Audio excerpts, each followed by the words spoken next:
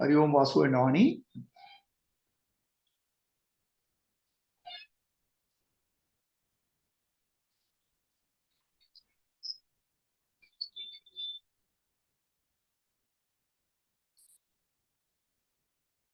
He's asking live stream. Yes, Vasu. Live stream song.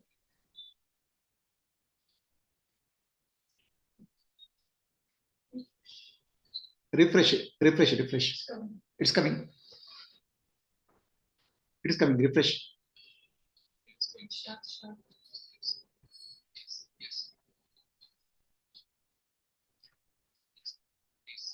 Yeah.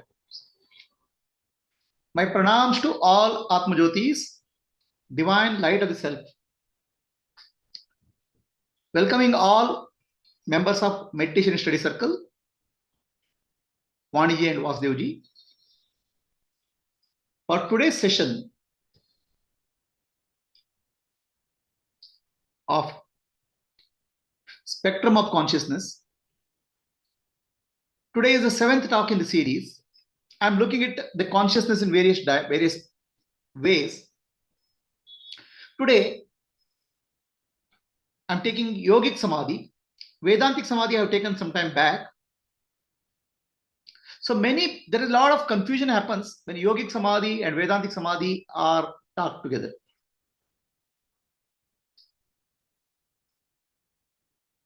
The terminologies get mixed up.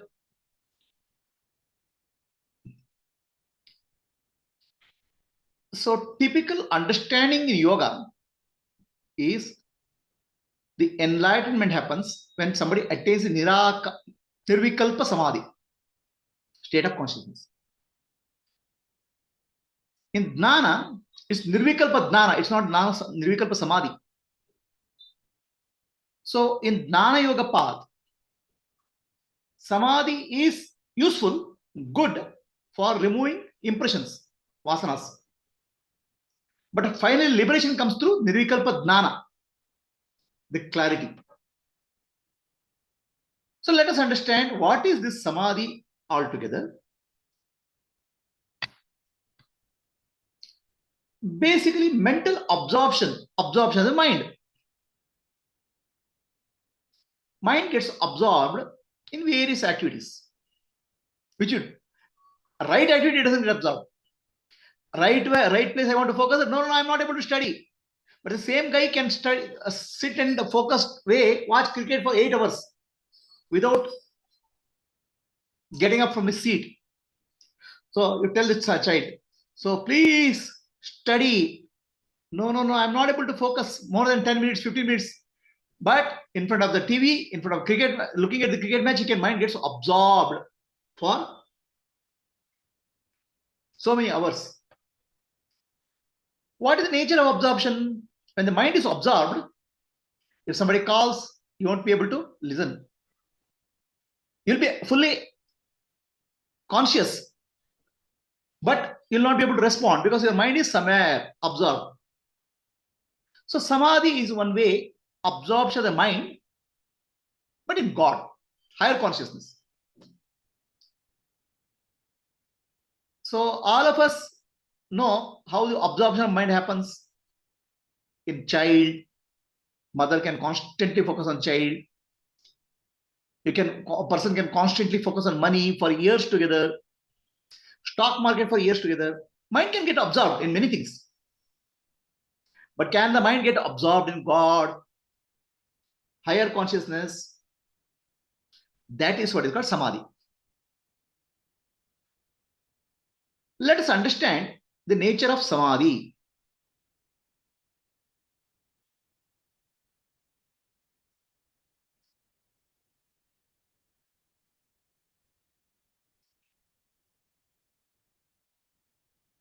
So we have to define the basics first before we understand samadhi. Yoga chittavritti nirodha. The samadhi terms come from Yoga Shastra. Yoga chittavritti nirodha. So now, yoga means union. Union of what? Individual self with the higher self. Jivatma is the Paramatma. Lower consciousness is the higher consciousness, is yoga. So now the yoga means chittavratti nirodha. Chittavratti means thoughts, feelings, emotions keep on coming in the mind. Where do they come from?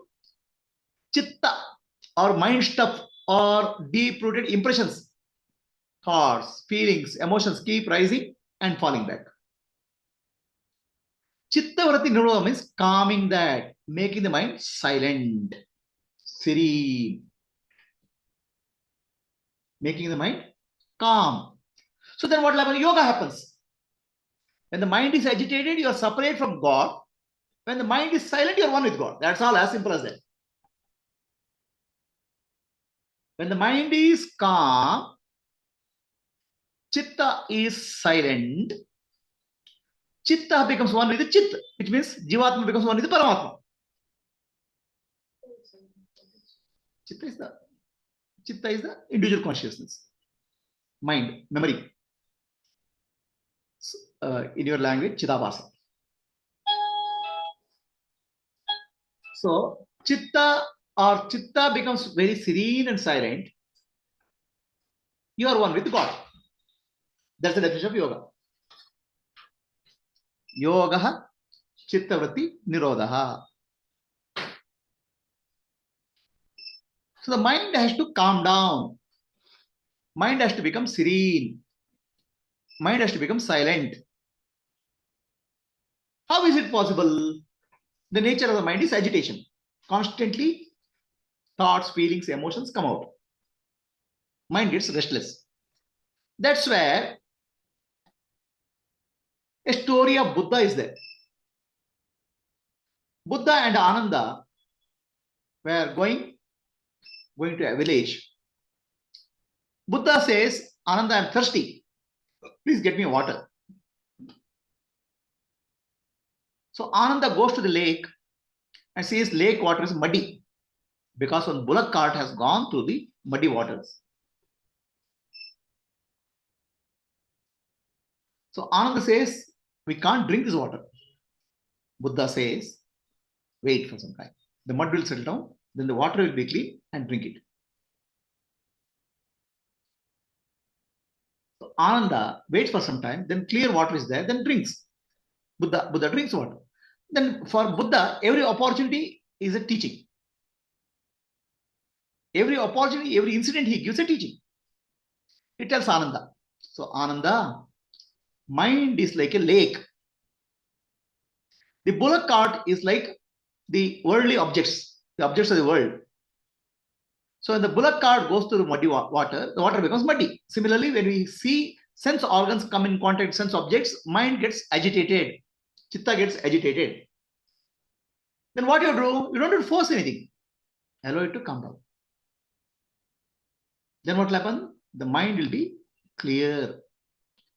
But what we do? We can't keep quiet. In Vedanta we say Sumaniru, be still. But we can't. The mind gets agitated, restless. So then we need some techniques and practices to make the mind calm down.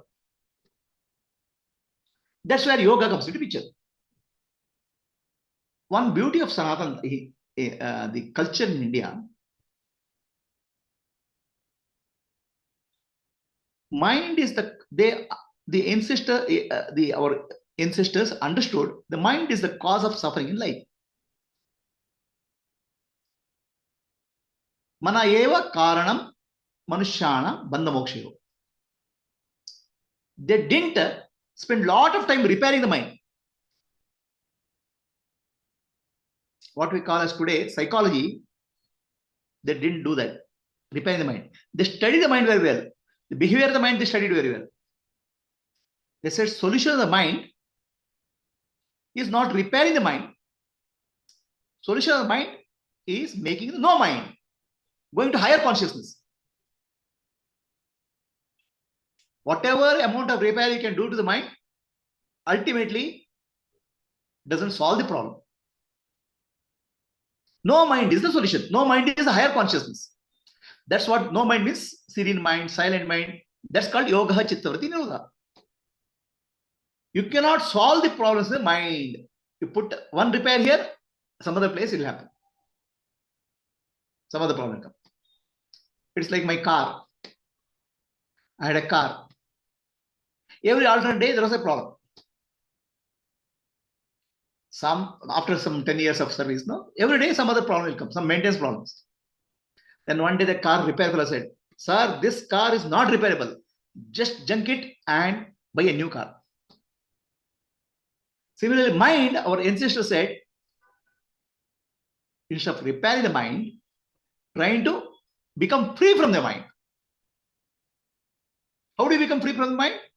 A state of no mind, or what we call as nirvikalpa state. That's what we call as samadhi. Become free from the problems created by the mind. So that's where our ancestors focused on. Today, we have a lot of focus on psychiatry, repairing the mind and all. But real focus should be a higher consciousness. That's called yoga.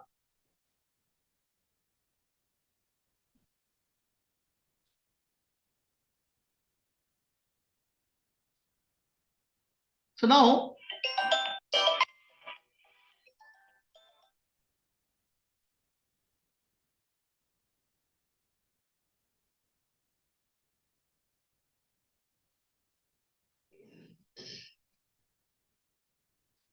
Google Meet.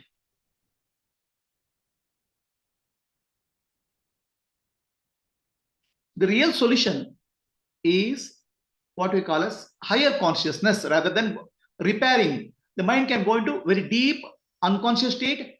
A lot of state of sufferings are there. What we call as mind can get agitated, cause a lot of disturbance, and it can go into unconscious state. Can we go into higher state of consciousness?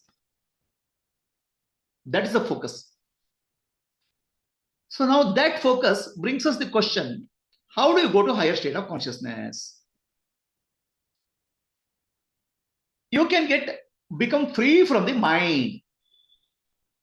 This freedom from the mind is called kaivalya in yoga. In Vedanta, it's called moksha.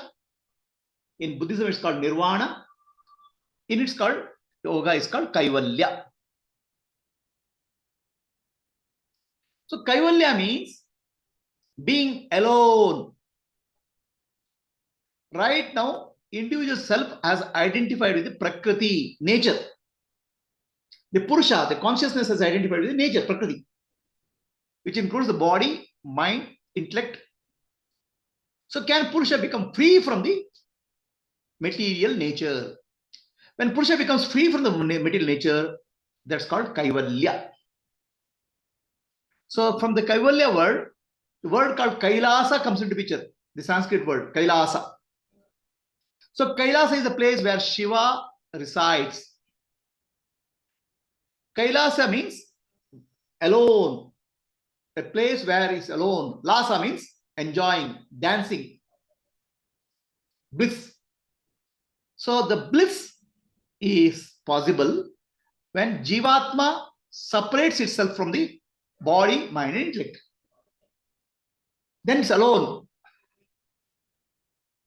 In that aloneness, Jiva is Shiva. When you realize Nanu Nanembudu Nanalla, Ideha Manabuddhi Nanalla, Sachidanandatma Shivanannane, you are established in Kaivalya. That's place called Kailasa.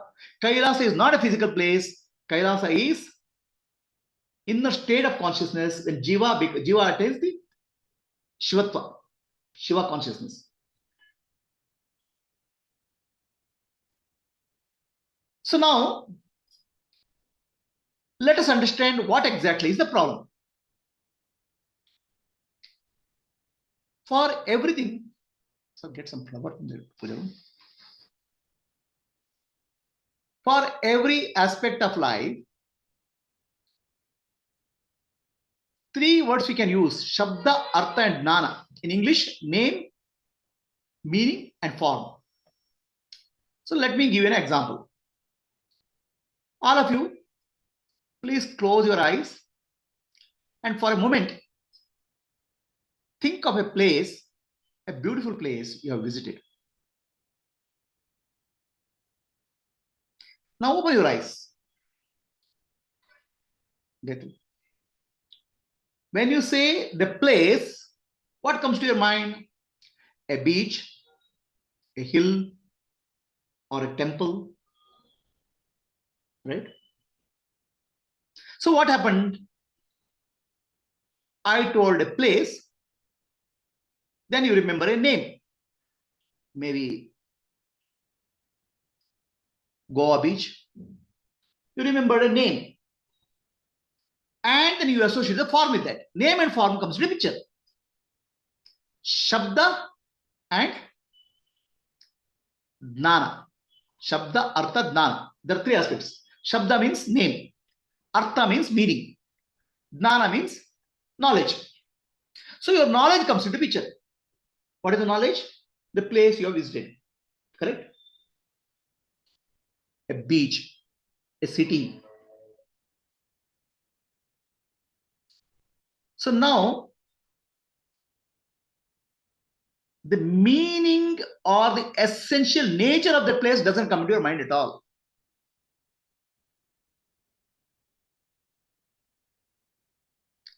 We can only associate name and form.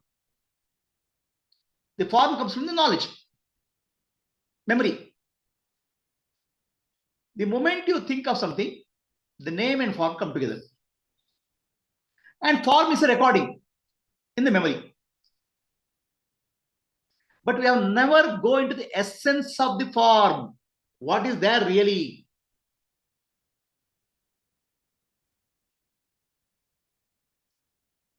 The essential nature of the object or any experience will never go because we are stuck to the memory. Name and form comes in a picture. What is the essential nature of the place where you have gone? The ocean, the river, mountain, everything is a form and form keeps on changing. The form is not stable. If you go to the same beach now, it will be very different. So name is associated with the changing form, but we start using and applying our knowledge and say the changing form is the reality. So what is the reality of beach? Existence is the reality. Existence doesn't change. But we are never able to associate existence with the name. Instead of that, we associate the form which is there with the name. It's called Artha. Shabda, Artha, Shabda Mattu, Artha, Jnana. Shabda and Jnana, which is name and form, we associate with each other. But the essential nature of that we don't associate. Your beach, whatever you've seen, is not there. It has changed. What is there is existence. The Prakriti keeps on changing, existence doesn't change.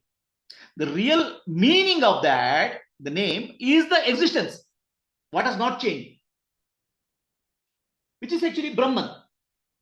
So we don't, our mind does not penetrate into the reality. It just gets stuck with the superficiality.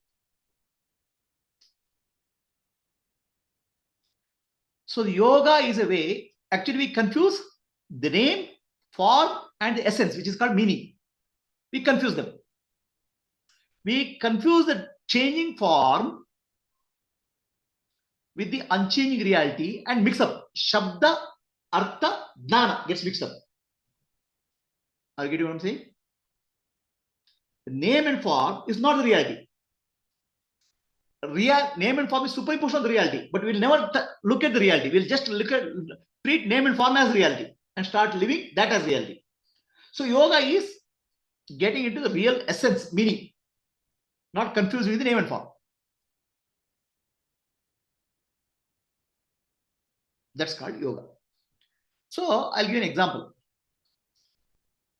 When somebody asked Buddha, there's a big sabha, all students have gathered together, many evolved beings are there. Somebody asked Buddha, Bhagavan, please tell us the meaning of nirvana, liberation. So Buddha, what he does, he takes a flower.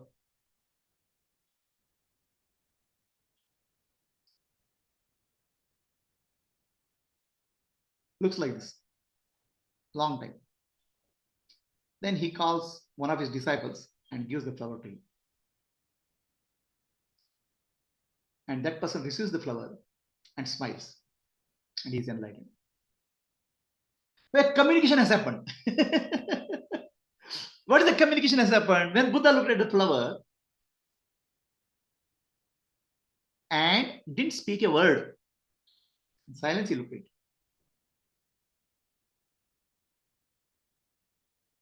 And he gave the flower to a disciple who is worthy of enlightenment. That disciple took the flower and smiled. The entire teaching of nirvana is over in that silence. So, what he is trying to communicate, all sound, all words which I try to explain something, they fall into the domain of name and form. Nama and Rupa. Basically, in yogic language, Shabda and Jnana, name and form. Both come from memory, Chitta.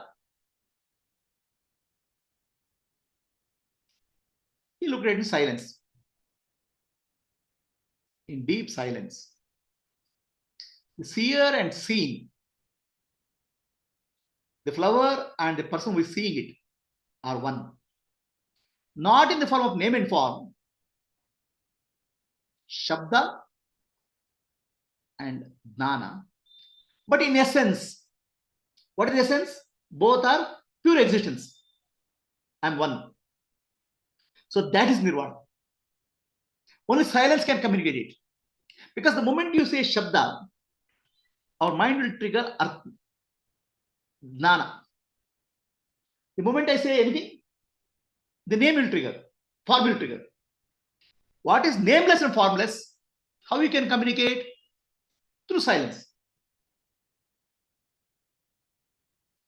Every name and form, when you talk something, immediately mind will trigger with Jnana. Running commentary will start. Oh, how it's possible? How it's not possible? Why it should be? Like that, running commentary. So enlightened teaching is passed on in silence. That's what used to happen in Ramana Maharshi's class. Ramana Maharshi's place. When people come and ask a question, Ramana Maharshi will sit in silence. It's called silent initiation. Mauna Diksha, very high form of Diksha. Recipients who are very evolved can get that Diksha and realize the oneness of Jivatma, Paramatma. So what has happened here?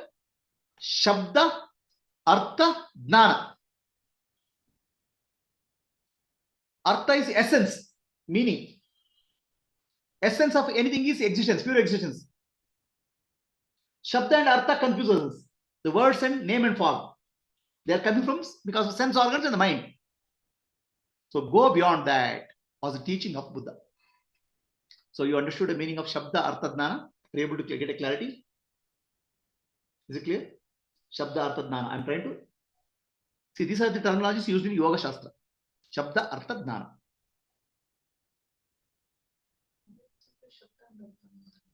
And again, you are using memory. You have to listen to terminology which I am using now. So Shabda, Artha, Jnana. Artha means essence. Okay. The essence which is not available to sense organs, the mind, is the pure essence. That is called Artha. Artha, essence. Okay. So this is introducing some terminology. Shabda, Artha, Jnana. Now let us go to the Samadhi. What? Let us go to another three terms which come in the yogic language. It's called Sanyama. Sanyama involves three terms called Dharana, Dhyana, Samadhi. Because I'm going to speak about Samadhi, I'm just giving some preliminary things. Sanyama. Sanyama involves three words: dharana, dhyana, and samadhi. So in English, if I have to translate, dharana is focusing, dhyana is fixing, samadhi is absorption. Dharana is focusing, dhyana is fixing, and attention is focusing. So this I want to give an example. So somebody is sitting here and looking at a candle, flame of a candle. So the flame of a candle is doing dharana or focusing. If he is able to focus it without any distraction, it becomes dhyana. Then he becomes absorbed in that, it becomes samadhi. So dharana, dhyana, samadhi, I'll give an example through the candlelight. I'll give an example of Sri Ramakrishna Paramahamsa in case of dharana, dhyana, samadhi.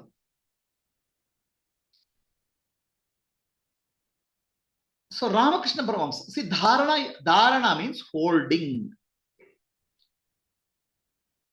What you hold in life?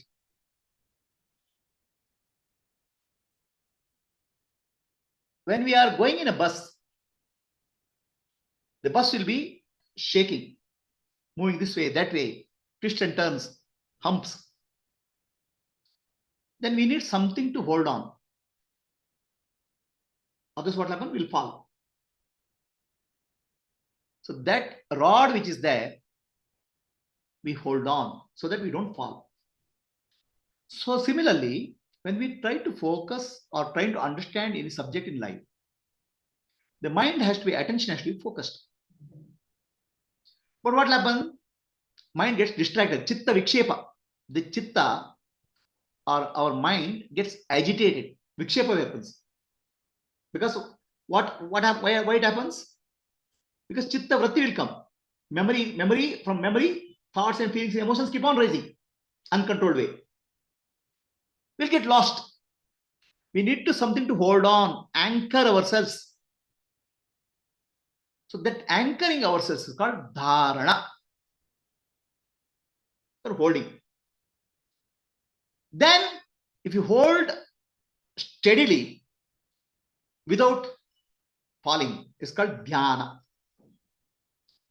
Then, if you are absorbed, you forgot that you're holding also, then you get absorbed in holding. It's called samadhi.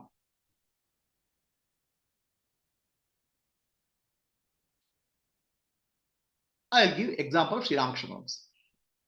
So dharana can be done on anything.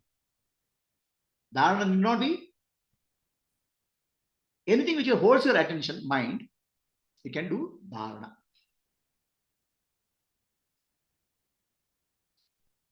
So somebody's attention can be held by dharana or money. So money holds his attention, then money becomes a dharana. That's where in our puja room, Mata Lakshmi is there. So people say, oh, your attention is going to home, money, no. Let the attention go to money. That becomes your dharana. Then let the attention go to Lakshmi Devi. And finally, somewhere you reach Narayana. So our Sanatana Dharma has provided a path. So you hold on to something.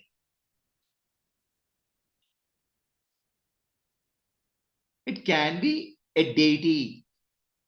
It can be a mantra.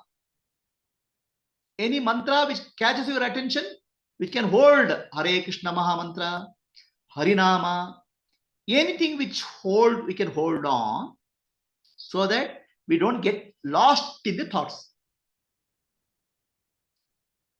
Others will get lost in thoughts. It can be image. It can be a mantra. It can be breath. Anything you can hold on. Please understand, dharana, holding on to something is very important. Otherwise what happens? We start drifting. So in Vedanta, Ramana Maharshi says, hold on to what? Who am I? Enquire who am I? That's holding on, dharana. That will help you to help you in not getting lost in the world of thoughts. So the moment you get lost, who am I? Come back. The moment you get lost in Hare Ram, Hare Ram, Ram Ram, Hare Hare. The moment you get lost, Om. So the mantra or deity becomes something you can hold on.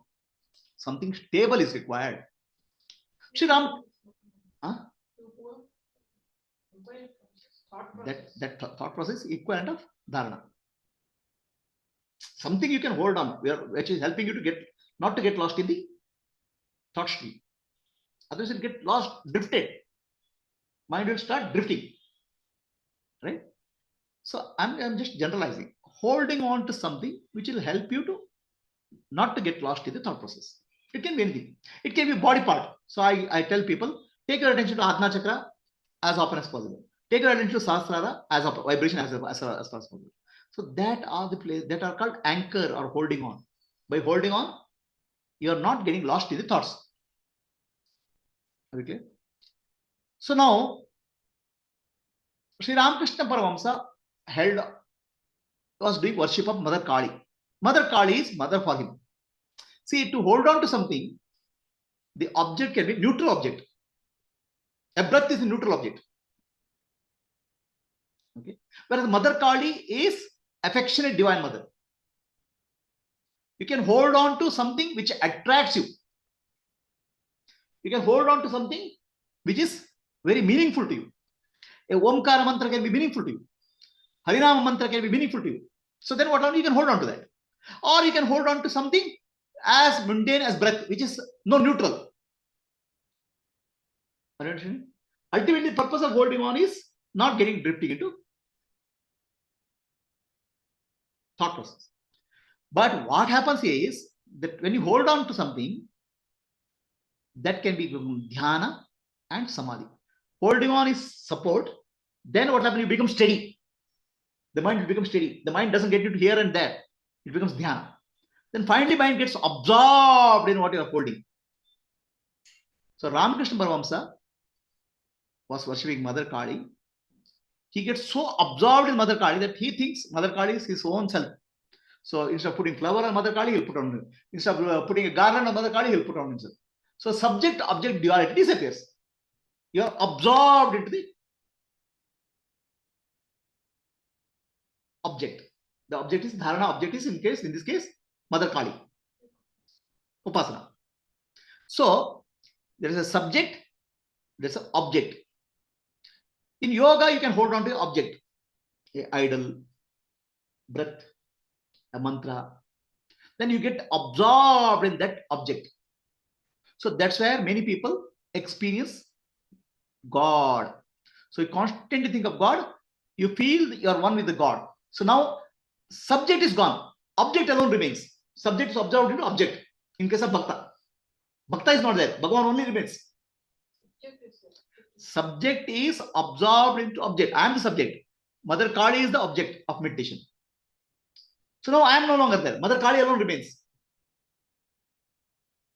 This is what approach of Bhakta. Total surrender. I am not there. God alone is there. In case of Gnani, nothing is there. All are absorbed into self. I alone exist. Pure awareness.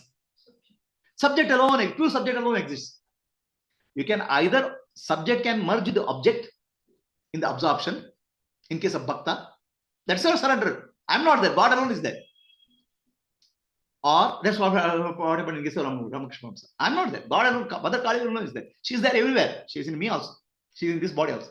Put flower on his feet. This is called absorption, samadhi. It's called bhava samadhi. Or a Gnani will say everything is mithya, mithya, mithya, mithya, mithya.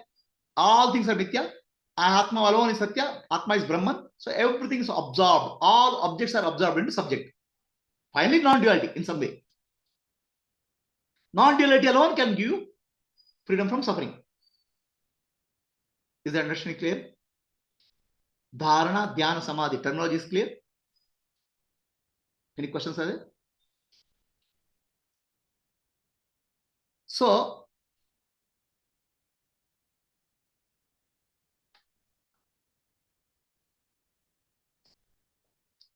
Now, what is the meaning of samadhi? Let us understand.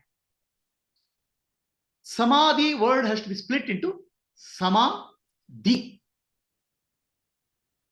Samadhi means, di means buddhi, intellect. Buddhi becomes balanced.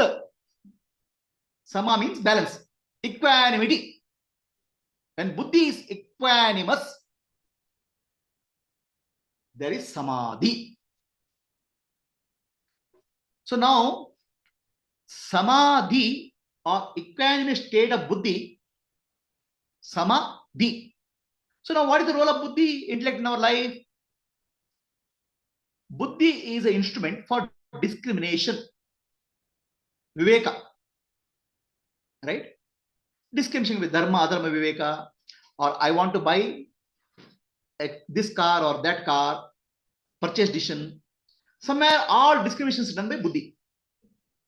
Nitya, anitya, atma, anatma, all discrimination. This is okay or that's okay, right? The choice is done by buddhi. So when buddhi is applied, intellect is applied to do atma, anatma viveka, what is self and not self. Nitya, anitya viveka, what is eternal, what is temporary, separate out. Discrimination is done at the internal level. Also, you use applied discrimination always, no? Should I pick up drink this coffee? One sugar, one spoon sugar I have to put, or 2 spoons? Okay, this taste is good or not good? So like that discrimination you do. But discrimination applied to self, atma, anatma viveka, nitya, anitya viveka. So buddhi has played a role. Then buddhi has come to a conclusion, I cannot discriminate anything further. Buddhi has complete discrimination is over.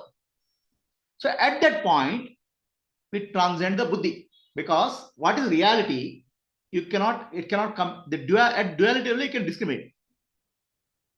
So then there's a transcendence. The buddhi is absorbed in the higher self consciousness. You have transcended the buddhi. Nothing more you cannot discriminate. You cannot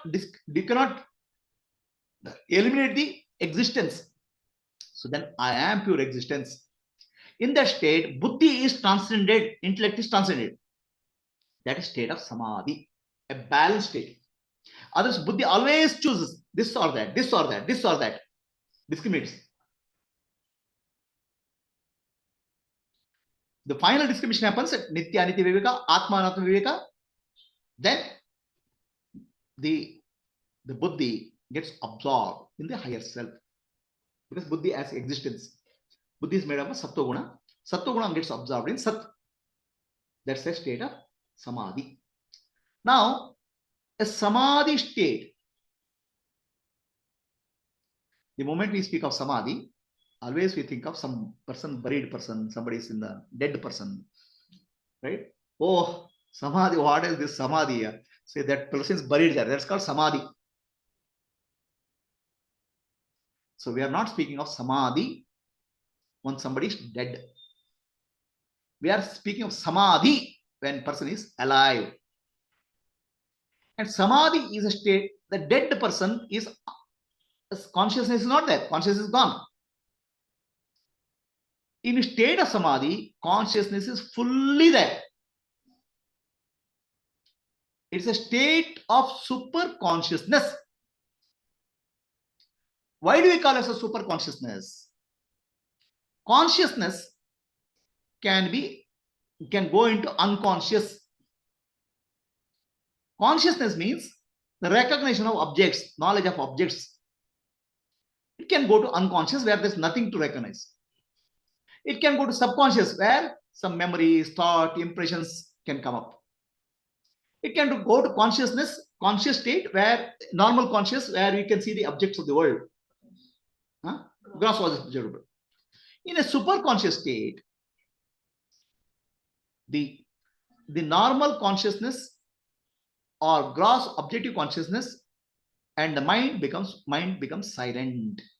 Yoga chitta vritti nirodha. In that state we call a super conscious state.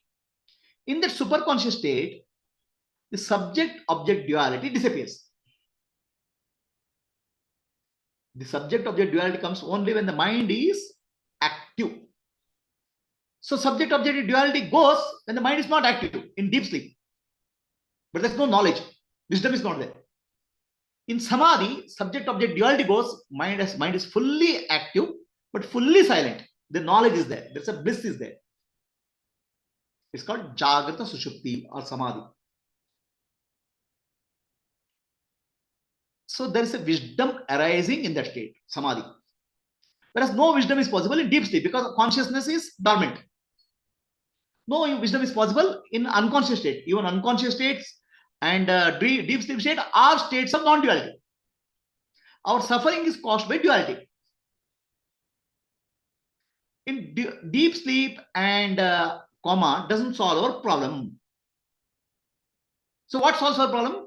Samadhi can solve the problem where you recognize non-duality in a serene, silent state of mind.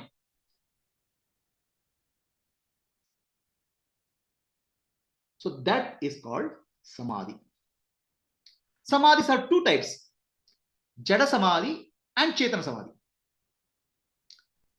Chetana Samadhi means mind is alert, awake, but serene and silent, one with the self, one with the higher self, consciousness. Individual consciousness has merged with the higher consciousness. How? What is mind? It is the activity of the individual consciousness. Individual consciousness acting is called mind. When the individual, there's no action, the mind is silent, individual consciousness is one with the higher consciousness. Serene and silent. Are you clear? So that is called Samadhi or union. Samadhi is called Samadhi, balanced state of Buddhi. Also it's called union, Jivatma with Paramatma, lower consciousness, higher consciousness. Jada Samadhi means there's no consciousness. The consciousness is always there, but there's no object consciousness. There's no knowledge possible. Example of Jada Samadhi is what we call as something happened to us.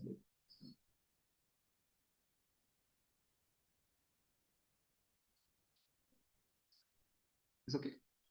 So example of Jada Samadhi is deep sleep or coma. The consciousness of an object is not there. The no knowledge is possible. Right? In superconscious state, there's a wisdom which arises.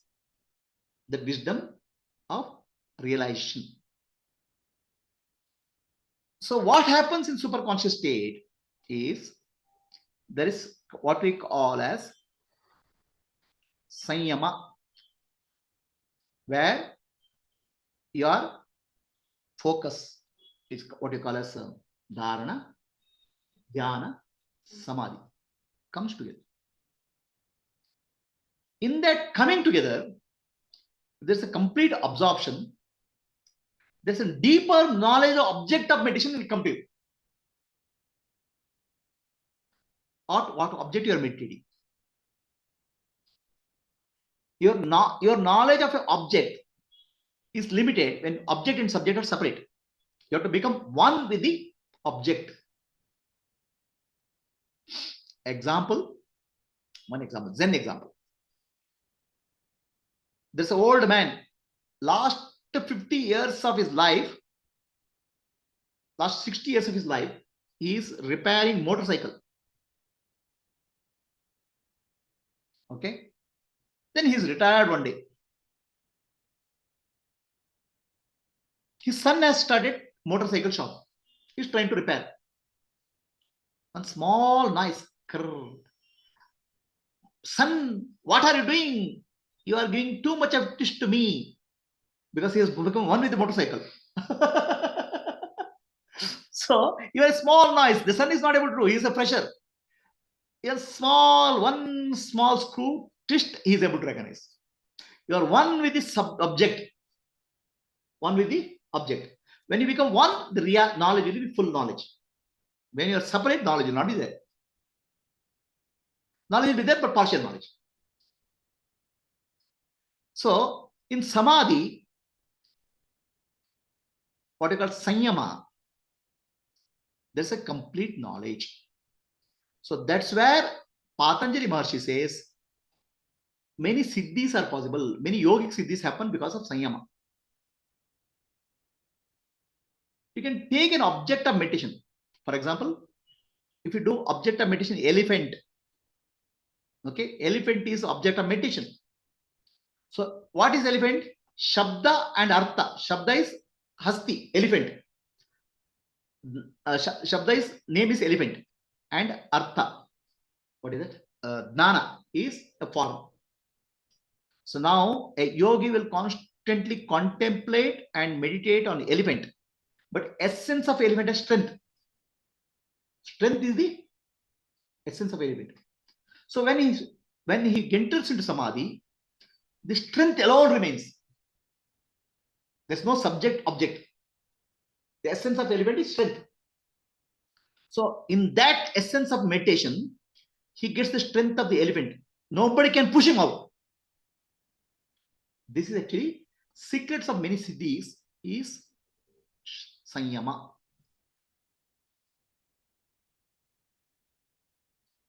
Let us say you meditate on Lakshmi.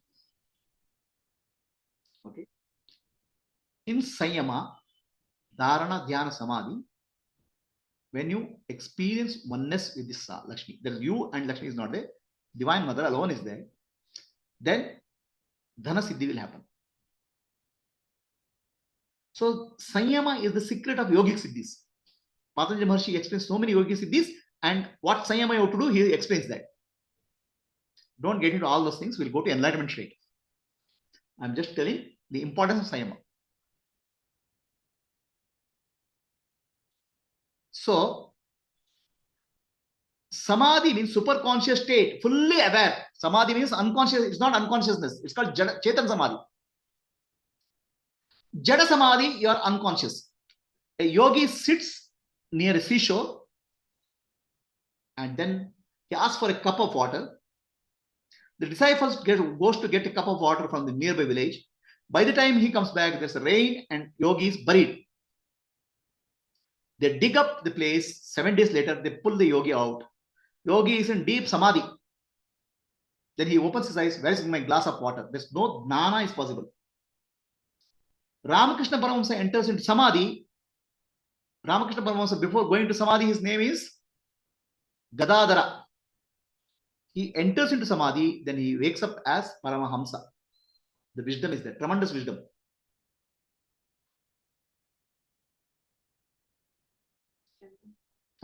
It's called Chetana Samadhi. Yogi went into Samadhi called Jada Samadhi. Jada Samadhi is like a sleep or coma. So by taking drugs and all, you can't get into Samadhi. You'll get into unconsciousness. Okay. So now, in Kaivalya on liberation in yoga is preceded by Dharma Mega Samadhi. Dharma Mega Samadhi is one stage of Samadhi before somebody attends a Kaivalya. Yogi attends Kaivalya in Yoga Shastra. So Dharma Mega Samadhi, a yogi meditates on Dharma, the nature, essential nature of reality. And he becomes one with, gets absorbed in Dharma. That means his object of meditation becomes, Dharana becomes on Dharana on Dharma. Then he attains a Samadhi called Dharma Mega Samadhi. So Dharma means essential nature of everything, Prakriti and self. So then he attains into Dharma Mega Samadhi. His life will be filled with Dharma. Like a Mega means cloud. Like rain, showering of rain, his life will be full of deep understanding Dharma. So now that becomes a deep insight in his life. Insight is called Pradna or intuition. He can start living that Dharma in his life called Ritambara Pradna. So Dharma Mega Samadhi and Ritambara Pradna precedes Kaivalya in Yogic Samadhi. Just before, finally you get Kaivalya, You understand essential nature of dharma. In this case, dharma means everything is temporary, nitya, anitya, mithya, all those things, dharma mega, dharma, essential nature of prakriti. Then with that, he is able to function in the world with that wisdom. He understands the nature, he gets a mastery over the nature. So in Sayama, you get a mastery over whatever you are doing, Sayama. What you are doing, Sayama. That's the importance of Sayama, yogic Sayama. People can get a mastery over nature, Prakriti. Okay, that they're all part of siddhis. Mind reading, mastery over the nature, all this comes from the Sayama, right type of Sayama. So now, Jada Samadhi and Chetan Samadhi you understood. Dharma Mega Samadhi and Ritambara Pratna you understood. Dharma Mega Samadhi and Ritambara Pratna happens before one attains Kaivalya. So Ritambara Pratna, from Ritambara Pratna, the word Rishi comes into picture. Rishi, a sage. A sage is the one who has Ritambara Pratna.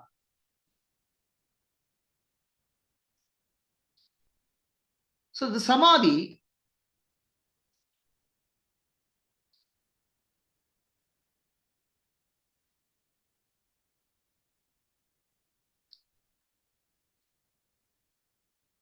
are 8 types.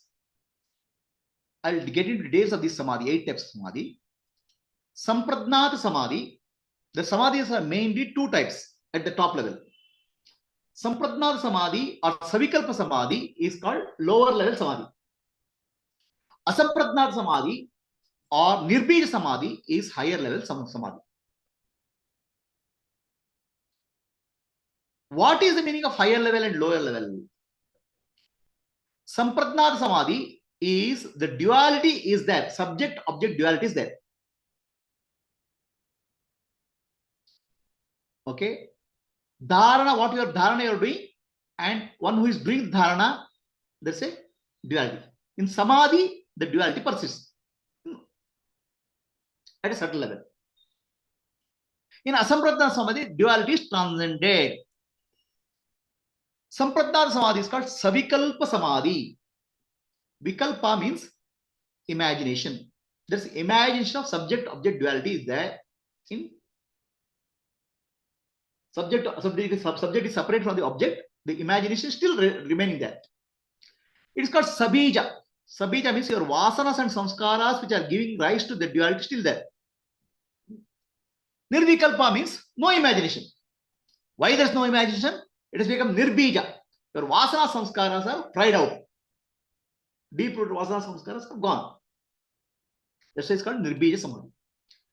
Sampradna samadhi. Sampradna means conscious samadhi. Asampradna samadhi is not unconscious samadhi. Asampradna samadhi is absence of subject object duality. You are conscious, but absent subject object duality is missing, gone. That's called asampradna samadhi. Are we clear? So sampradna samadhi is divided into savitarka, nirvitarka, savichara, nirvichara, sananda, and sasmita.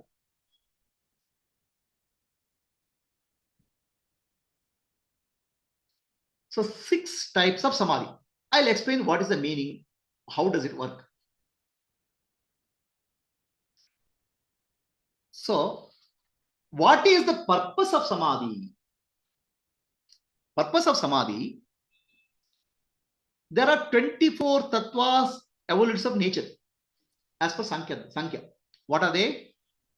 Prakriti, which involves 3 gunas, sattva guna, rajo guna, tamo guna.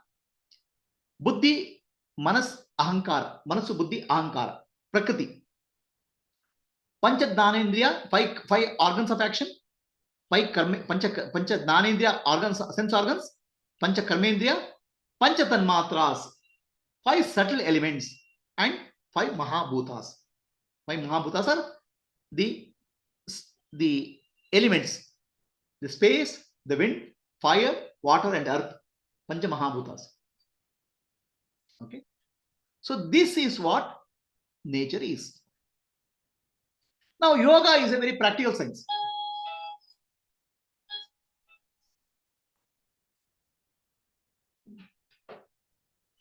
Your yogi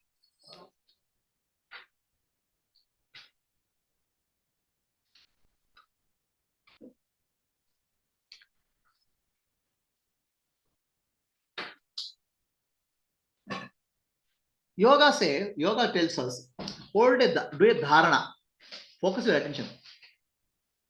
Start with the gross, then go to subtle, then go to subtle. Like that, from gross you start moving to subtle. Do not go to subtle very quickly. Because if you go to subtle quickly, mind will get lost. It is like somebody is practicing shooting arrow, bull's eye. Okay. First, you should start with a big bullseye. Then you go to smaller and smaller and smaller. If you wants to go to smaller, every time you'll fail. And then you get frustrated. Start with the gross, then go to subtle. This is the principle of yoga.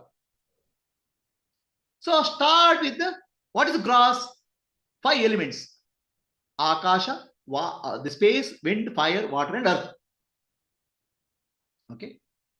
So start with the gross, then go to subtle, panchatanmatras, the subtle aspect of these 5. Subtle aspect of space is sound, shabda. Subtle aspect of wind is sparsha, touch. Subtle aspect of light or fire is form. Subtle aspect of water is taste. Subtle aspect of earth is smell. So go to subtle aspect. Start from this gross and go to subtle. So that is the principle of. Then yogi will do from grosser to subtle, you go move.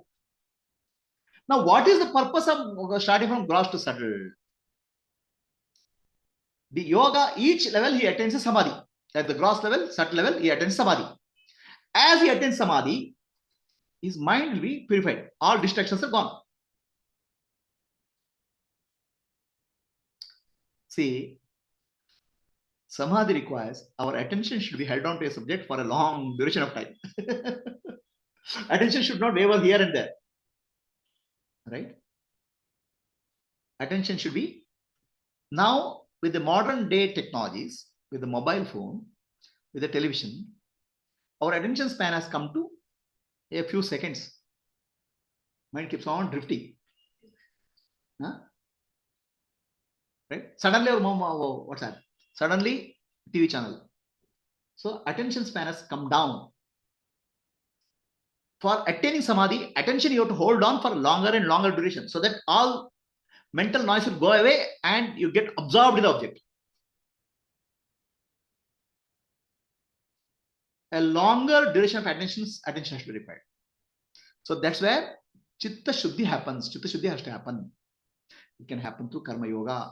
You do a job, focus. Gradually, chitta gets purified. Chitta ekagrata. You do a upasana of a deity with one pointedness, then chitta will become ekagrata. Finally, you will attain samadhi. So samadhi requires absorption of subject and object. Either subject into object or object into subject. Somewhere has to happen. Duality has to disappear. So yoga, what they do, they start with the gross. And each stage of samadhi will give you happiness, bliss. With the gross level also you get a bliss. But then he will detach from the gross. He feels this is not sufficient. Absorption and detachment. That's the process of yoga. Absorption of gross, samadhi, then detach from that, go to subtle. Drop one, go to next. Drop one, go to next. Because you will not completely feel that, oh, this is not complete, you will feel. You will not be satisfied with that. Then you will go to subtle. Like that you will go. So what happens in yoga, samadhi? From gross to subtle, a journey will happen. So this gross to subtle journey involves what we call as insight. As you get into samadhi, you'll get insight into the nature of the object. You can get a mastery over that. Then you say, oh, this is not sufficient. Let me go to subtle. Let me go to subtle. This is exactly like a scientist. A scientist, what he does, scientist wants to understand the nature of the matter, material nature. He starts with a gross element, maybe a gold. He starts at the gross level. Then he goes analyzes. Then gold, he'll find out deeper and deeper level. He'll next level he go into subtle. Gold will become molecules. Molecules become atoms. Atoms will become subatomic particles. Subatomic particles, energy. Like that, he is going from gross to subtle, subtle, subtle.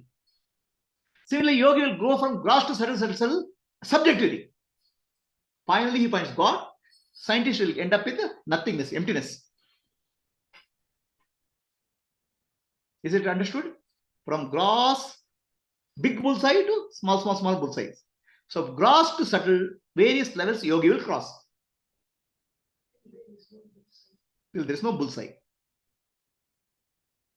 Okay. And each stage takes, basically, see, our problem is our attention, we cannot hold on. Attention keeps on drifting. Each stage is a training of your attention.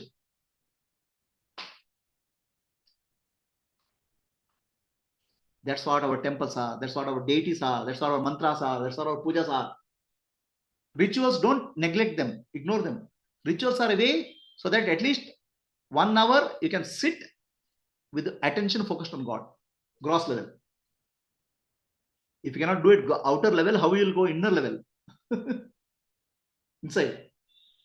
So this is where it happens. Upasana outside, upasana internally, like that will happen. Karma yoga outside, then it becomes internal, breath observation, kriya yoga, like that gross to subtle, we keep on moving. The deepest level of our essence, nature. Is the scientist analogy clear? Scientist will look at, oh, I want to understand what's matter. So he'll start with a big piece of glass. Then he'll look at the microscope. Oh, atoms are there, molecules are there. Then atoms are there. Then electrons are there. Oh, subatomic particles are there. Like that, he's going from gross to subtle, subtle, subtle, layer by layer. Similarly, yogi will grow from gross to subtle. Pancham 5 Mahabhutas, Panchatan mantras. Then he'll go to Manas Buddhi Hankara. Then he will crosses the Prakriti, deeper, deeper level. Nature, the matter, material nature. He starts with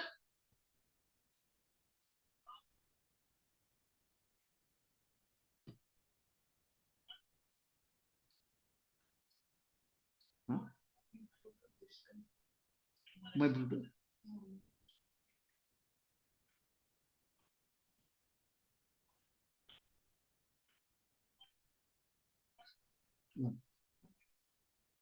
So, Bluetooth.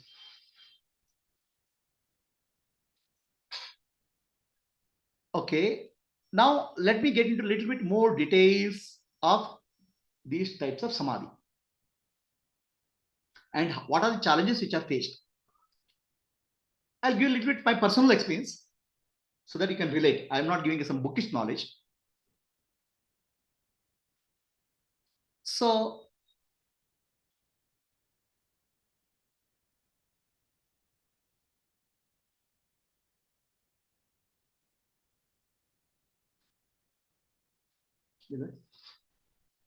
I'm not giving any bookish knowledge, just give my own personal understanding.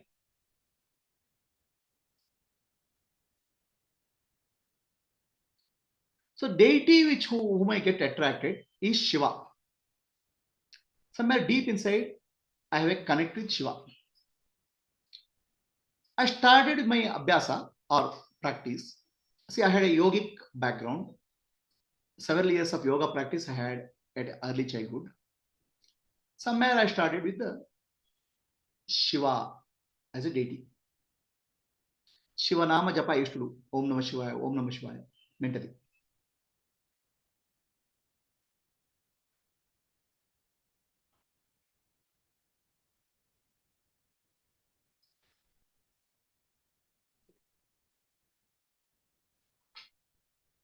It's okay. It's okay. Sorry.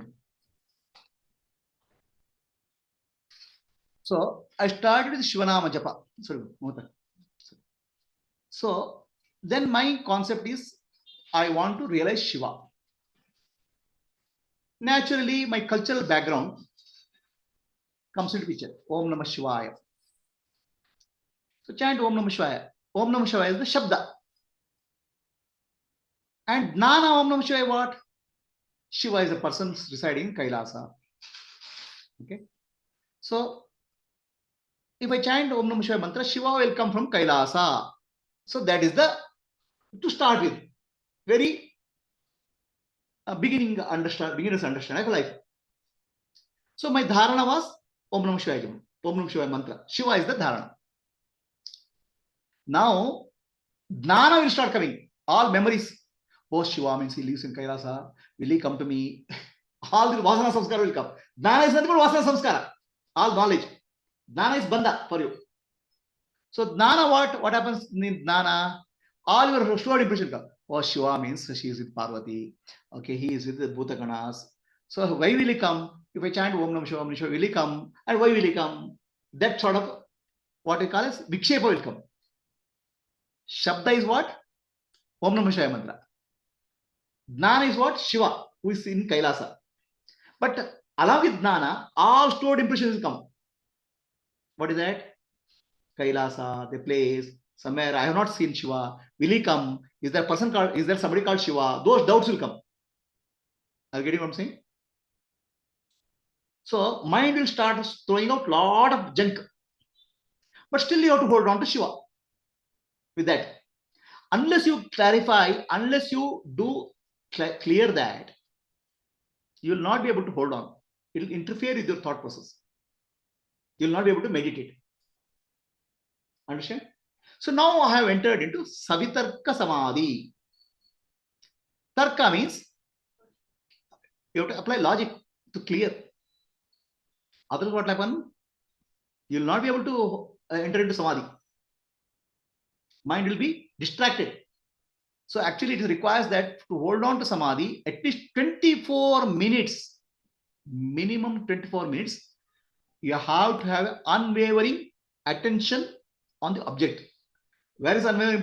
24, 10 seconds is not possible. Mind will distract. So you have to use logic. You have to use some amount of understanding so that all this junk which is coming out from Jnana is removed. Otherwise, what's happening now? The moment you think of Shiva, Shabda, which is actually Om Namah Shivaya. Jnana, Shiva is residing in Kailasa. Artha, who is real Shiva? I don't know. All this gets mixed up. This mix up is the mess. Shabda, Artha, Jnana. Really, I am trying to find Artha, Shiva. But at my understanding, that level at that time, Shiva is a person. Actually, the typical movie style, right? I have seen so many movies. Shiva has come. Shiva, Bhakta.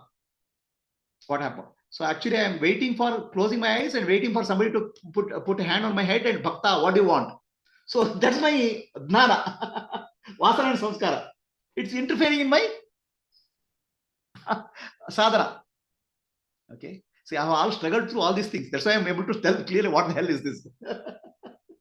So now Savitarka will become Nirvitarka. Okay. Now what will happen? If you are able to give reasonable understanding, your mind will calm down. Vasanas and samskaras will not interfere. You have to silence that with the proper understanding. So then it will become Nirvitarka. Nirvitarka, Tarka is not required. Then what will happen? Your mind will become one with Shiva intuitively. There's no interference from Jnana. So then a deeper understanding about Shiva will happen. A deeper understanding, not there in the textbooks. Intuitive understanding who is Shiva. The bookish knowledge will go now. Bookish knowledge is not required. Bookish knowledge will interfere in Savitarka. In Nirvitarka, with proper amount of Vasana Samskara clearance, now bookish knowledge doesn't interfere. So you are able to intuitively become one with Shiva in Savitarka. It is still Shiva is gross. Are you clear? So I tried many tricks actually. So there is a saying, you have a Japamala, and Japamala, you visualize that one end of Japamala, Shiva is there, other end is Shiva, you are there. Chant like this, Om Namah Shivaya. Shiva, the Japamala will pull Shiva to you. So I am waiting Shiva to come and touch my head and bless me. So these are all what you call as Jnana interfering with Artha. Real Shiva, who is he? I don't know. Right? So gradually I entered into Savichara stage. From grosser aspect of Shiva to a subtler aspect of Shiva. Then I thought, oh, this doesn't work. From Kailasa, Shiva will come. So Shiva must be the meaning of Shiva, Artha of Shiva. The word called Shiva, the Artha should be something else. I have mistaken the Artha. I've only mistaken that. I'm taking the artha only from Puranas and Ityasas. Real meaning of Shiva is what? That's what I started thinking. Are you getting what I'm saying? I'm trying to analyze artha. I'm trying to remove the jnana, cultural conditioning by jnana. So then it hit me. Oh, Shiva means detachment, vairagya. Shiva means clarity. Shiva means peace. Okay. This is the next level of understanding. Now, from a gross to gross samadhi, I have gone to savichara samadhi, which is subtle samadhi. From grosser form of Shiva to subtle form of Shiva, savichara. Subtle form of Shiva now is no longer in Kailasa. Subtle form of Shiva is a little bit vairagya is in me also, little bit jnana is in me also, little bit peace is in me also. That way, Shiva is reflected in my mind. That's how I went to the next stage, savichara samadhi. Are you getting what I'm saying? Progression. So now things are a little bit better. In the first level, it was very difficult. The mind was coming and saying, why will come? Shiva requires a big bhakta. Ravana himself had to go there. So like that, all stories will come. So now, oh, Shiva doesn't have to come. Shiva is here in me, in my mind. Vairagya is there, but not as much as Shiva. Little bit is there. It's okay, good enough. But somewhere Shiva is there. So that's when to savichara. Okay. So now what happened? Then it becomes nirvichara. Savichara also will be initially there will be interference. What's the real meaning of Shiva? Okay. Oh, is it just vairagya? Shiva has supernatural powers, has third eye, all those concepts will come. So gradually it becomes nirvichara. Means you have an intuitive understanding without interference of the jnana. The artha becomes much more clearer. Essential meaning becomes clear. Now it becomes more intuitive. Understand? Intellect will interfere. Oh, this is what happened, this is what happened. So then, oh, that's a much better thing. Shiva coming from Kailasa and putting his hand on my head compared to the Shiva in me is much better situation as Jnana and Vairagya. So now the more I started meditating Shiva as Jnana and Vairagya in me, my Jnana and Vairagya started growing. This is what you call as Salokya to Samipya. Gradually it moves. Of course, I was not very fond of any rituals or anything, but this was my understanding, sitting Samadhi. So what happened in Savichara? Then gradually mind becomes so subtle. Then you experience Ananda. There's a bliss. The bliss will happen when you move into Shuddha Sattva Guna. The bliss of Sattva Guna. Sattva Guna is blissful. From Rajas and Tamas will create a lot of disturbance. When you go to Sattva, mind will become very calm and peaceful and serene. Sananda Samadhi, you start experiencing a lot of bliss. It's very joyful. Now Shiva has become bliss in me. But the problem is bliss is, the moment I open my eyes, bliss is gone. I want Shiva permanently. How is it possible? So Sananda Samadhi also, each level of Samadhi is dissatisfactory, not satisfactory. But you start from a gross and go to subtle and subtle. Sananda you come. Okay. So at some level, it goes into Sasmita Samadhi. Asmita means I amness. Now you have gone a little bit higher than just Sattva. You have gone to I amness, existence. In that existence level, there's Asmita is there. I am. Then I started recognizing I am in everybody. Everything is I am. Every human being is I am. Shiva is everywhere, not just in me, he is everywhere. It's called Saguna. So now the situation is much better. There's some peace of Ananda, of Sananda. There is love of Asmita. I am. Here the body has separated out. Body and mind has separated out from I am. I am is there in everybody. I am is universal. In that sense, you start feeling expansion state of consciousness. Okay. So this is the 4 stages of Savitarka, Nirvitarka, Savichara, Nirvichara, Sananda, Sasmita. Then finally, now there's a craving. This temporary samadhis won't work. I want permanent, eternal. So then I realized The mind is changing, the body is changing. Shiva cannot be permanently housed there. What is change, not changing is Sakshi, Atma. So if Atma is Shiva, then I'm in a much better, safer place. He can't go and come. So that's where I understood. Nan, Nanembudu, Nanalla, Ideha, Manabuddhi, Nanalla, Sachidanandatma, Shivanam Nani, Shivoham. Now, Shiva cannot run away because he's my Atma. Other Shiva will come during Samadhi and go. So that's where Asampradnat Samadhi, Nirvikalpa Samadhi, there's no subject object duality. Nirbija. Now, subject object is not the body level. Subject object is the consciousness level. Consciousness, my consciousness and Shiva consciousness. They're one. So that becomes Nirbija. Then Vasana Samskara, other Vasana Samskara, whatever disturbing earlier will go. It will not affect you. Shiva coming from Purana, Shiva sitting in Kailasa, Shiva doing this, that, everything is gone. So now everything picture starts setting in. So I've just given a personal example, not that I have great. I'm just giving you example for you make it to understand. I'm not taking a textbook from a bookish knowledge. So this is the struggle I went through to come to the one line conclusion. Nanu nanempudu nanalla ideha manabuddhi nanalla Sachidananda Atma Shiva Nanna. This is not a slogan. It has gone through a lot of intense struggle. Are we clear? So this is called Nirvikalpa Samadhi. So another way of saying it, in Savitarka or Savitarka Samadhi, you are closer to God, but still the God is an object, separate. Then you have some doubts also. As Vasana Samskara goes, the doubts will start coming down. Savichara, doubts and Vasanas and Samskaras will come down. Sananda, more bliss is there. Sasmita, more oneness is there. And Asampradnata, there's no duality. Transcendence is there. Are we clear? So in case of Raja Yogi, typically Raja Yogi, he focuses on breath and prana. So the prana becomes prana in 6 level chakras. Adna chakra and Sahasrara becomes his dharana. As he does dharana, the breath becomes subtle. The subtle becomes breath is prana. Subtle prana is nothing but mind. Mana. Subtle mana becomes buddhi. Subtle buddhi becomes atma. Subtle aspect of atma becomes paramatma. Like that, he goes into from grosser to subtle. He goes to various stages of samadhi.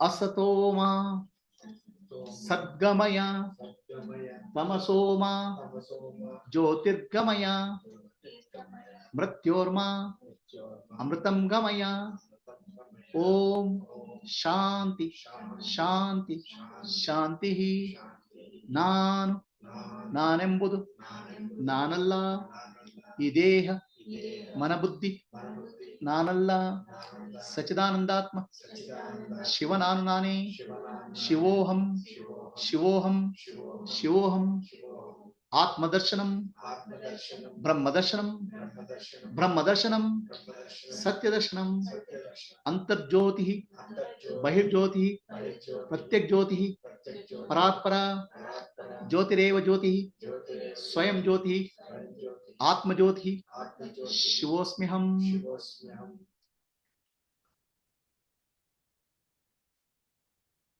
Lokaha samastah Sukino bhavantu. Lokaha samastah Sukino bhavantu.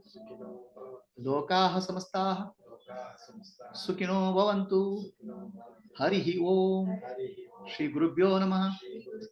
Harihi Om. This talk is brought by Atma Jyoti Vishwagurukulam, Light of Self Foundation. The talk is for Meditation Study Circle. Last 27 years, Light of Self Foundation is dedicated to selfless service and self-realization. Atmano Mokshatam Jagadaya. All of you are welcome to look at our website, YouTube channel, subscribe to that, and share with your friends who may be interested.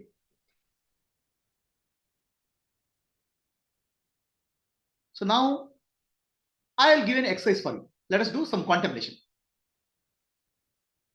Okay. This I want to illustrate to you. Think of your Ishta Devata. Who is Ishta Devata?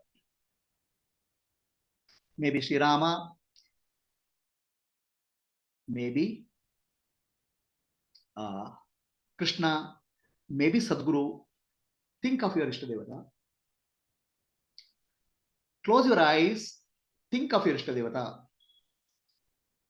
The moment you think of Ishta Devata, a form will come. The moment you think of Rama, Rama's form will come. The moment you think of Krishna, Krishna's form will come. The moment of Sadguru, think of Sadguru, Sadguru form will come. So now, think I and Sadguru are one.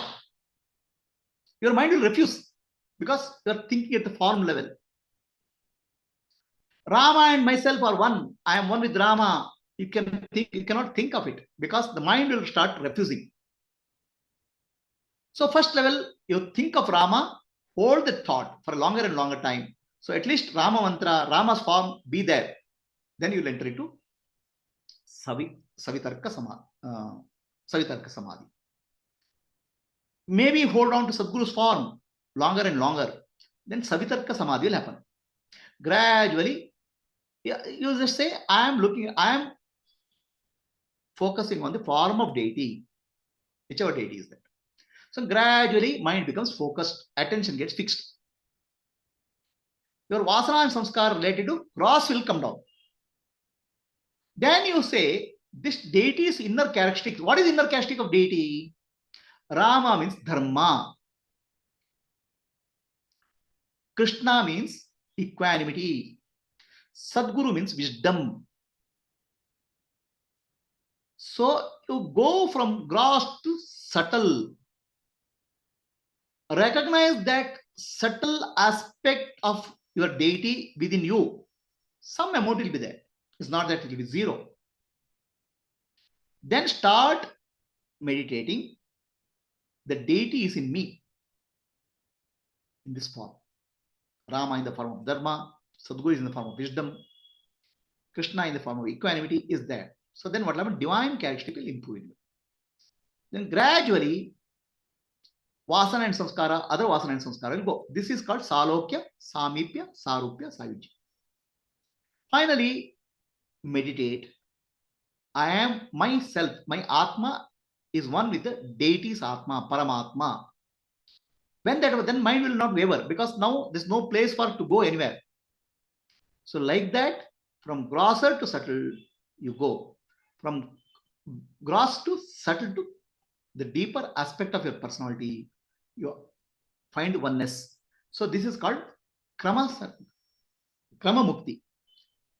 Krama Mukti starts with the Salokya, which is gross level, Samipya at subtle level, Sarupya at the deeper level, and Sayujya at the innermost level. So you have to remove your vasana and samskara by doing dharana. Gross form, subtle form, at the deeper form. Mantra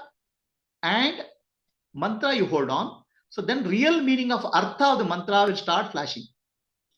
Otherwise, only jnana will come. Your cultural conditioning will come. The real essence of the mantra as the Atma, as Paramatma, will come out intuitively in this process of progressive elimination of vasana and samskara. Sit silently for some time.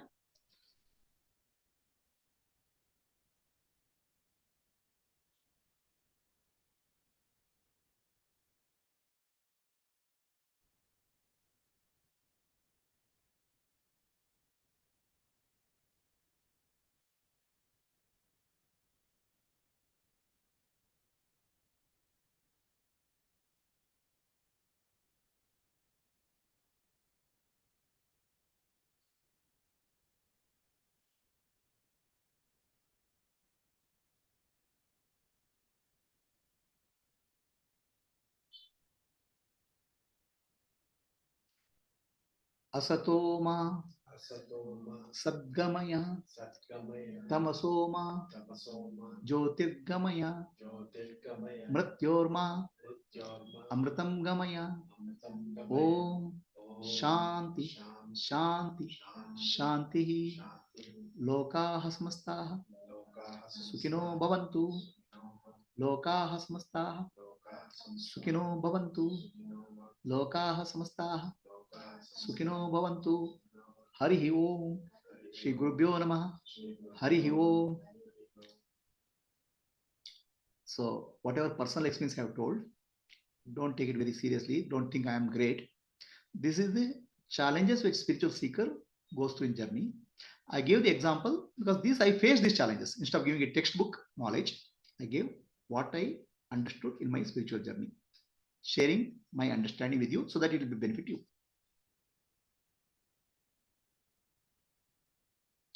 So now, anybody has a question, you can ask. So people on Zoom, please wait. I'm going to answer the questions on what we call as Google Meet. Then I'll come back to Zoom. So any questions for people on Google Meet?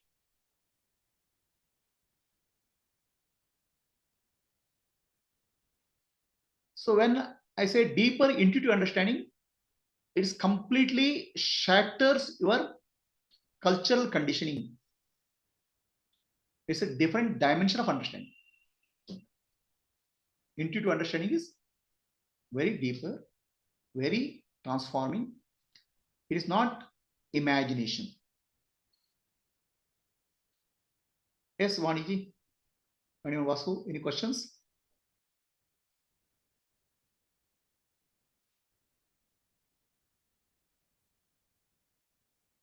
One minute. I'm not able to hear you.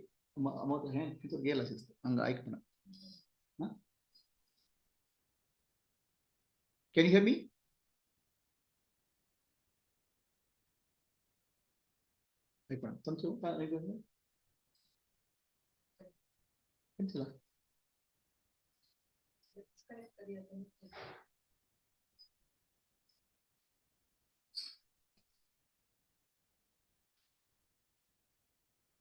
Can you hear me? Vasu?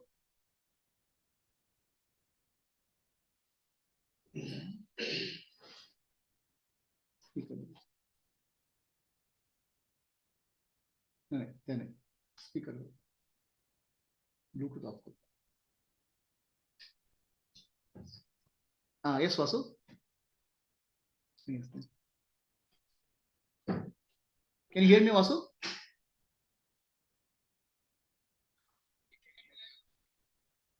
Yeah, any questions on people on Meet, Google Meet?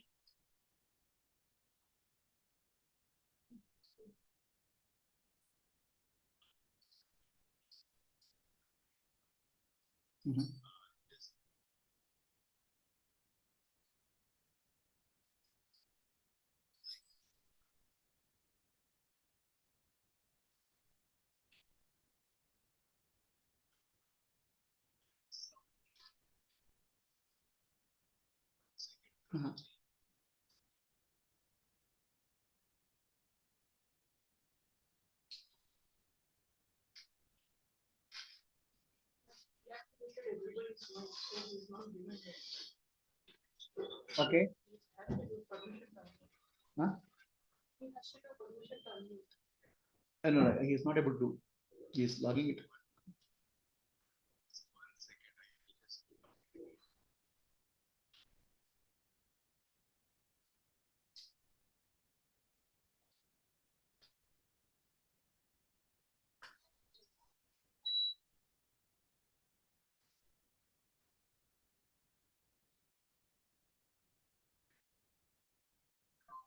Yes. Yes, Vasu.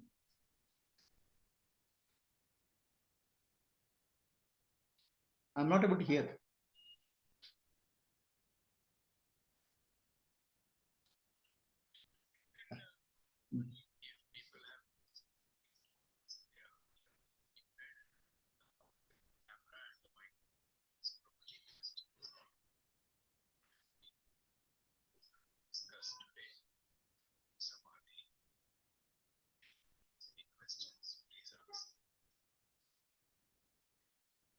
Namaskara.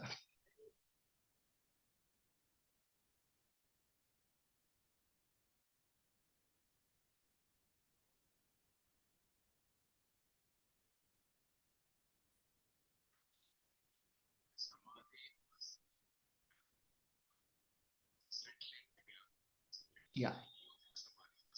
See, what happens, your crystal clarity emerges. Shabda and Jnana confusion goes. Shabda and Artha has to emerge, clear Artha. Artha means essence.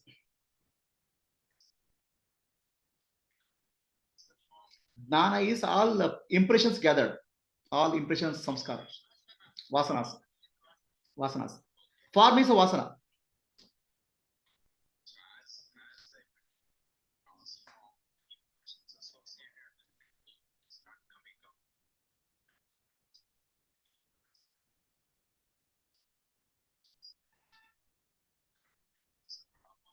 Yeah, correct.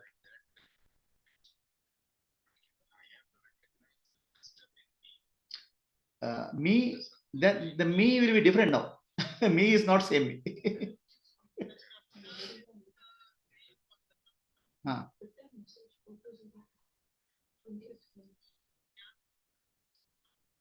correct, correct. The essence of nirguna, formless. Essence is formless. Essence is formless.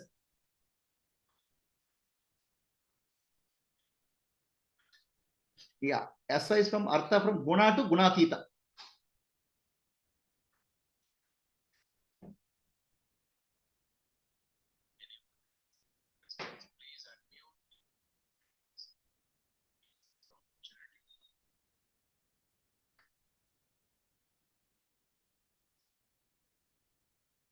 So if there are no questions, yes, yeah,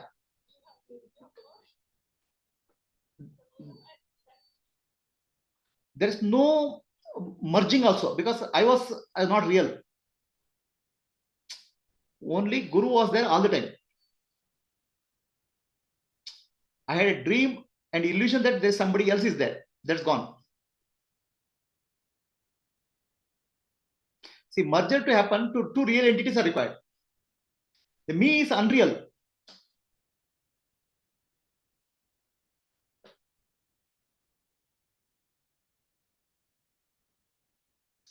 Yeah. Total negative with a lot of struggle.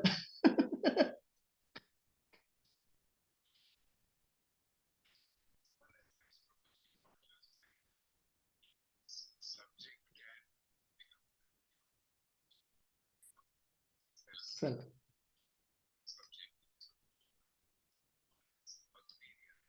Correct. Finally, they are same, non-dual.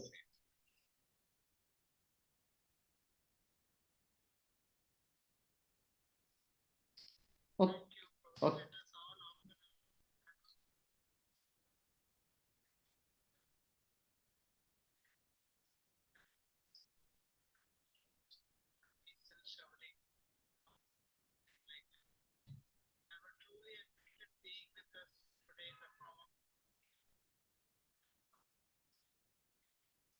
I don't want to claim enlightened or anything.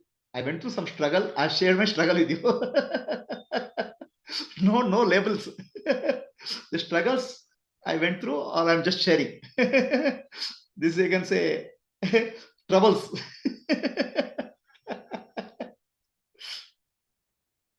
Okay.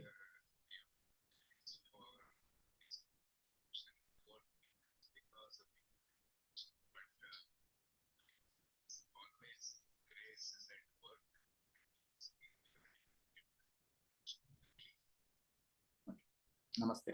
Hari Om. Hari Om.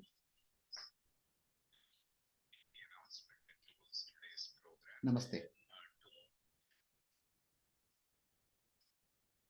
Yeah, okay. Done. So, any question for people on Zoom? Namaste, Prabhu. Namaste, Anantan.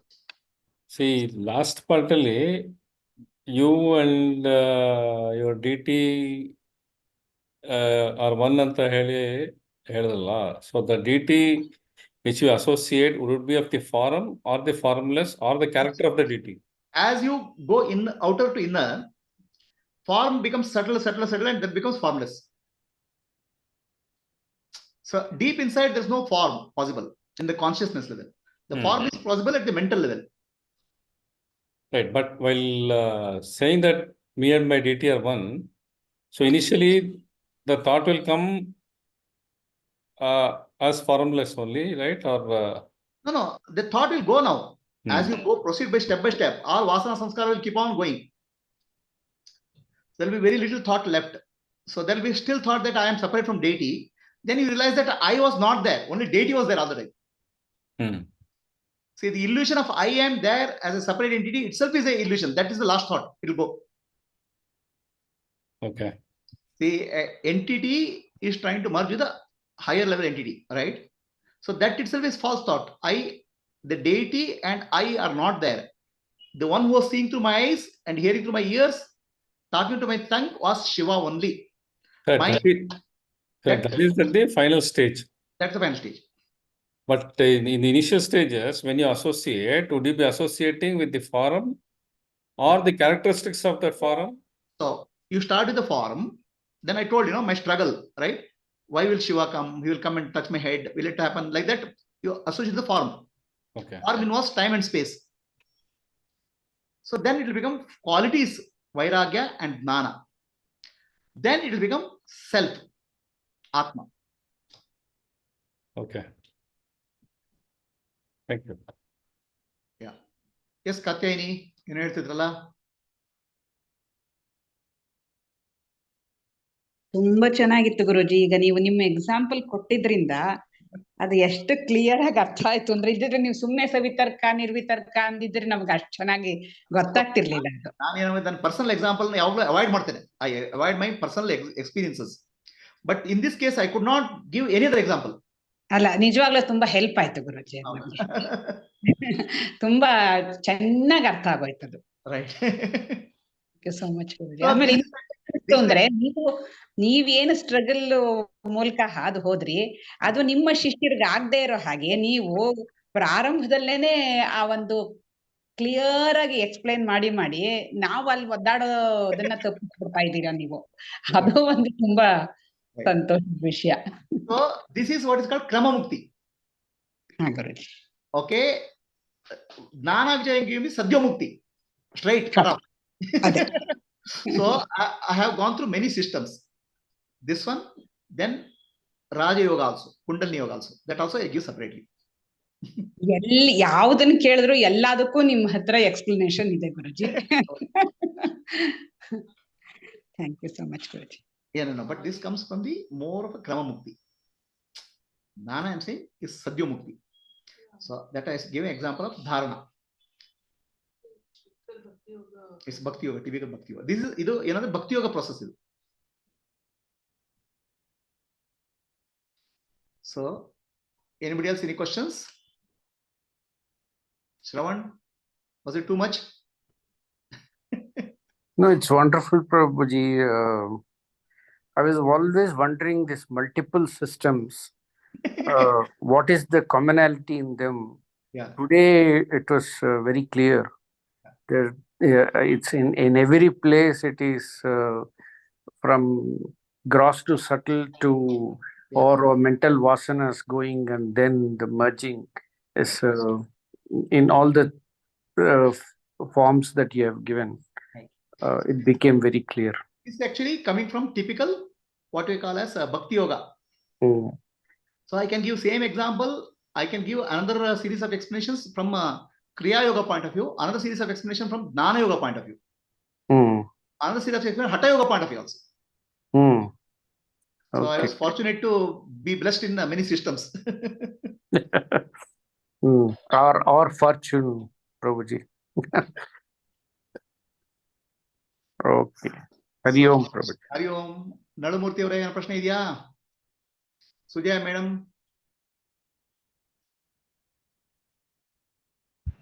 ಏನಿಲ್ಲ ಗುರುಜಿ, ತುಂಬಾ ಚೆನ್ನಾಗಿದೆ. ಹರಿ ಓಂ. ಗುರುಜಿ ನೀವು super awesome ಗುರುಜಿ. ಯಾರು ಹೇಳ್ಕೊಡೋಣ ಗುರುಜಿ. ಏನು super super awesome ನೀವು. Super ಅಸಾಮಿ. Super awesome. ಆಸಮ್. ಓಕೆ. ನಿಮ್ಮ ಯಾರು ಹೇಳ್ಕೊಡಲ್ಲ ಗುರುಜಿ. ತುಂಬಾ ಚೆನ್ನಾಗಿ ಗುರುಜಿ. ಎಲ್ಲ ಭಗವಂತ